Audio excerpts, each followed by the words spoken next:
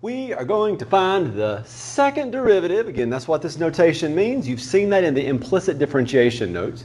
We want to find the second derivative for this. And so let's just start by finding the first derivative, and here we go. So first derivative, and I'm not even going to use this notation as I find the derivative. I can, but I don't have to. They're the same kind of notation, so they represent the same thing. So y prime equals this. Now let's take the derivative of e to the sine of 4x. So if I did that, and I'm going to do some stuff in my head now, so follow me closely, hear what I'm saying, because you may not see a visual for it. That visual is important, but we also need to get the hang of being able to do this without having to write every single thing down. It increases our speed, okay? So the derivative of e to the whatever is e to the whatever. Hold that thought, there's more to it, but it's e to the whatever. Okay? But because of the chain rule, we need to multiply by the derivative of sine of 4x. The derivative of sine of 4x, and I am going to write my thoughts out a little bit here. I'll go over here. The derivative of sine of 4x would be a chain rule issue where the biggest thing happening is that somebody got signed, and the thing that got signed is 4x. So f prime would be cosine, and g prime is 4. Therefore, the derivative of sine of 4x is cosine 4x times 4. Okay, that was just some stuff that can happen in our head eventually. But back to this, the derivative of e to the whatever is e to the whatever, but multiply by the derivative of whatever because of the chain rule. So we're going to multiply by 4 cosine 4x. We'll put it in the front here. So 4 cosine 4x. Okay, that is fantastic. That's the first derivative. We need to do it again. So we're going to do this one more time. And y double prime is the same thing as d squared y over dx squared. Okay, in this context it is. So we're going to take the derivative of this, and I think at this point we will be doing too much in our head if we continue doing stuff in our head. So let's not do stuff in our head. I'm going to call this part f and this part g, and we're going to do the product rule on this. So we're going to say f prime g plus f g prime. Okay? And nowhere in the process of doing this are we going to be taking the derivative of a y over here. So as we take the derivative with respect to x, we're not running into an implicit differentiation situation. We kind of did here, but we dealt with it with a different notation, which is okay. So the derivative of f, I will do this in my head. The derivative of f is going to be, well, the derivative of 4 cosine of 4x. Okay, chain rule. The derivative of 4 cosine would be negative 4 sine of 4x, but then we will also multiply. Let me write it a little bit bigger for you here.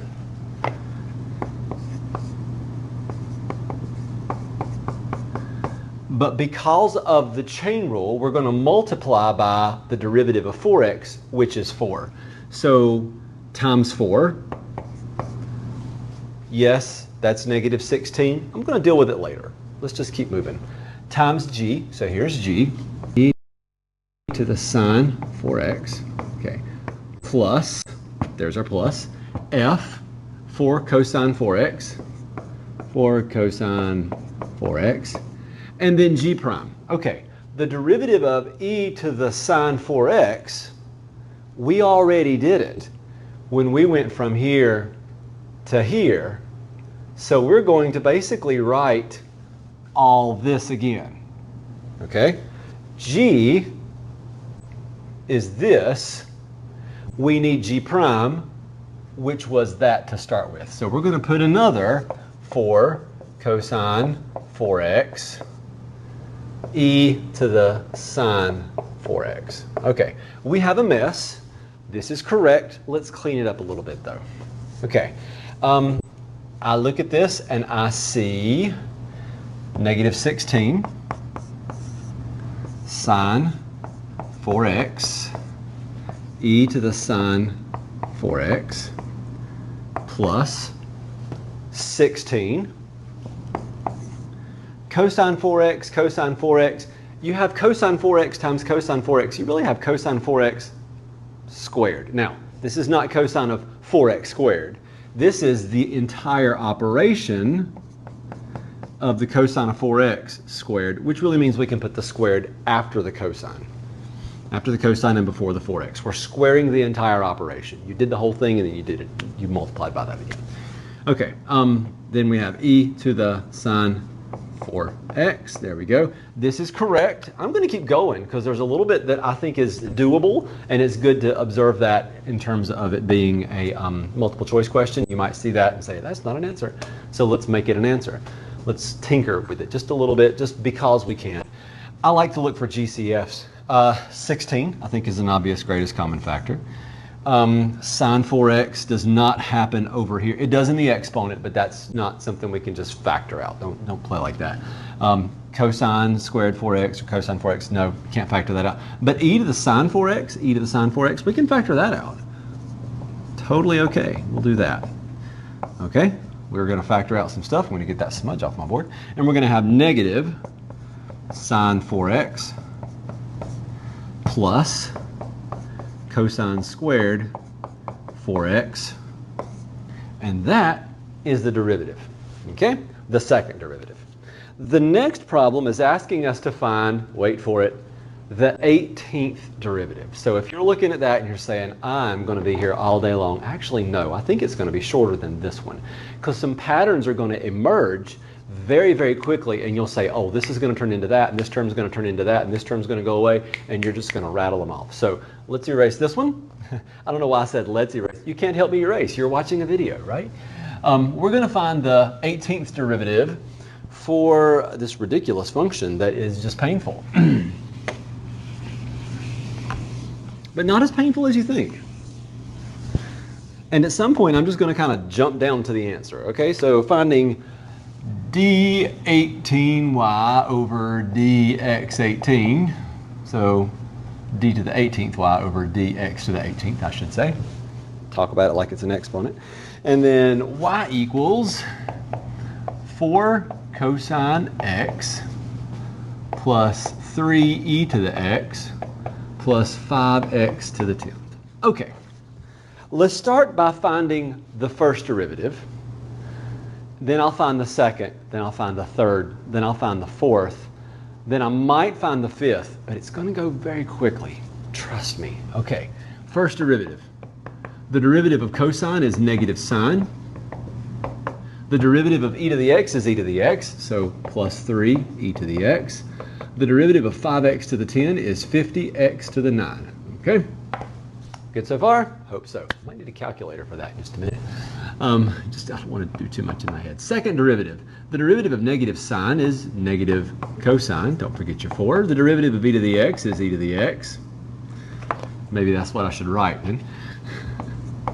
The derivative of 50x to the 9th is 450x to the 8th. This is where a calculator would come in handy. Let's find the third derivative. The derivative of negative 4 cosine is positive 4 sine x, 3e to the x. Okay, I would love to do 450 times 8, and it is totally doable, but let's just go ahead and notice a pattern here. I am asked to find the 18th derivative. When I do that, this started with 10, 9, 8. We're eventually going to get down to 0, and this term is going to go away. So as I find the next derivative, I'm going to just waste my time if I keep finding it. And so I don't want to find it because I'm going to go all the way to 18. So who cares what the second derivative is of that term? Of the third, I should say. Whoops. Glad we noticed that. That would have been tragic. I was like, what in the world is he doing? Third derivative would have gone to x to the 7 and then x to the 6. By the time you get to the 18th, it's gone. There's a pattern. Another pattern, fairly obvious. This one's not changing, okay? So by the time I get down to the 18th derivative, you're going to say, he's gone, he's the same, this is the only one I need to deal with, okay? So let's find the fourth derivative. We'll start writing it like that. The derivative of 4 sine would be 4 cosine plus 3e to the x plus whatever. Okay, let's jump to the answer. The 18th derivative is 3e to the x, we can agree on that, This one is gone. So plus 0 is gone. This is the one we need to deal with. Remember this? Say yes. The derivative of sine is cosine. The derivative of cosine is negative sine. The derivative of negative sine is negative cosine, and the derivative of negative cosine is sine. We started with cosine. First, second, third, fourth derivative. 5, 6, 7, 8, 9, 10, 11, 12. Every fourth derivative lands back on cosine. The 0th derivative, the original function, is 4 cosine. The 4th derivative is 4 cosine. The 8th derivative is 4 cosine. The 12th derivative is 4 cosine. The 16th derivative is 4 cosine. And if we're sitting here for the 16th derivative, 17, 18. There it is. Negative and a 4. And the 4 and the 5. Sorry, I couldn't resist. But I'm going for, I lost my train of thought there. I'm counting off like I'm directing a band. 16th derivative, 17th derivative, 18th derivative. There it is. Found it.